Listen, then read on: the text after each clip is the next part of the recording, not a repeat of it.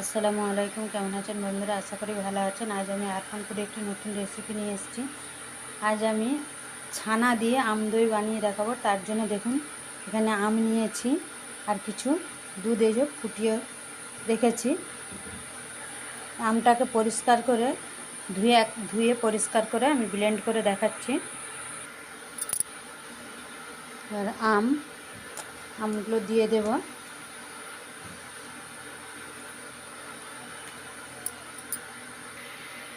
দেখুন, আমটাকে আমি ব্লেন্ড করে নিয়েছি। এবার ওর সাথে যে ছানাটা আমি কাটিয়ে রেখেছি, ছানাটা দিয়ে দেব। এবার এখানে আমি 250 দুধকে ফুটিয়ে হাফ করে নিয়েছি। নিয়েতে আমি 200 চিনি দিয়েছি। মিষ্টিটা নিজেদের পছন্দ অনুযায়ী দেবেন। দিয়ে এটা আমি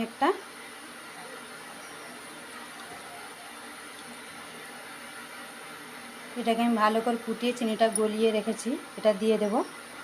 এবার এটাকে আমি আবারও ব্লেন্ড করে নেব। দেখুন, এরকম মিহি পেস্ট একটা তৈরি করে নিয়েছি। এবার এখানে 1 পো দুধ আমি ফুটিয়ে জাল করে নিয়েছি। এবার এই গরম দুধটা ওর সাথে দিয়ে মিক্স করে নেব। এবার এখানে আমি 400 টক দই পানি ঝরিয়ে রেখেছি, এটা আমি ভালো করে ফেটে নেব। এটা আমি কাঁটা চামচের সাহায্যে ফেটে নিয়েছি। দেখুন, ভালো করে মিহি করে ফাটতে হবে, নাহলে দানা দানা রয়ে যাবে।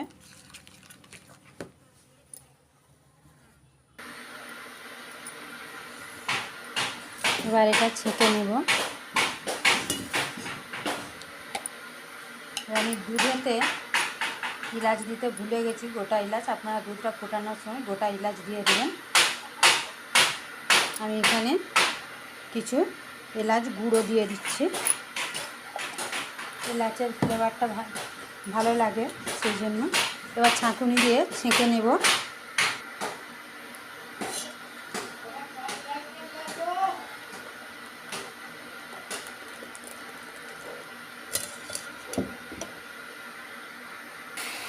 দেখুন, ছেঁকে নিয়েছি। আর এই যে আমের যে চোঁচ একটা থাকে, চুলের মতো অংশ, সেটা এটাতে রয়ে গেছে ছাঁকুনিতে।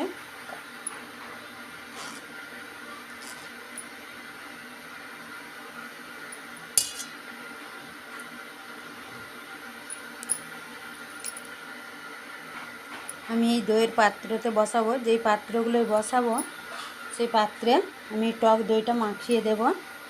হাতে করেই মাখাচ্ছি বন্ধুরা, ভালো করে। আর এই পেস্টটাতে আমি দই দিই না, কারণ ওটাতে পাকা আম আছে, আমে একটা টক ভাব থাকে। আর ছানাটা যে কাটিয়েছি ভিনিগার দিয়ে, ছানাটাও আমি ধুই না দই বসাবো বলে, তাই ওটাতে আর দিই না। এটাতেই আমি ভালো করে দইটা মাখিয়ে দিচ্ছি।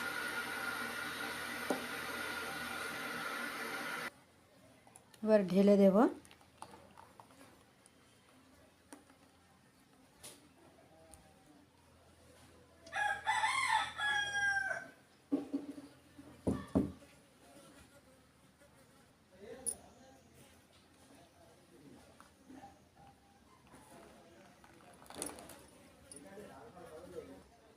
এবার চাপা দিয়ে দেব।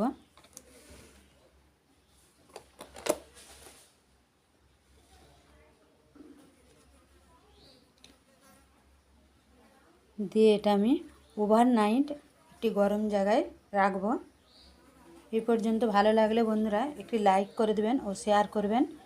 যারা আমার চ্যানেলটা এখনও সাবস্ক্রাইব করেননি, করে দেবেন। পাশে থাকা বেল আইকনটি ক্লিক করে দেবেন, যাতে করে কোনো ভিডিও আপলোড করার সাথে সাথে নোটিফিকেশানটা আপনাদের কাছে পৌঁছে যায়। এবার এটি একটু গরম জায়গায় রেখে দেবো। আমার মনে হয় গ্যাসের কাছে সবথেকে বেশি গরম জায়গায়, সেখানে ওভারনাইট রেখে দেবো। ওভারনাইট পর আমি ফিরে এসে আপনাদের আবার দেখুন বন্ধুরা, দইটা আমার বসে গেছে। এই যে দেখেছেন, আর করছি তাও পড়ছে না। আমি কেটে দেখাচ্ছি আপনাদের। এই দেখুন, দেখুন দইটা আমার কত সুন্দর বসেছে।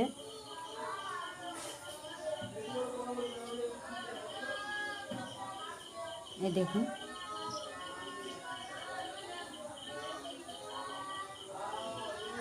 এই দেখুন, চলুন বন্ধুরা, ফিরে আসবো অন্য কোনো এক নতুন রেসিপি নিয়ে। ততক্ষণ ভালো থাকবেন, সুস্থ থাকবেন।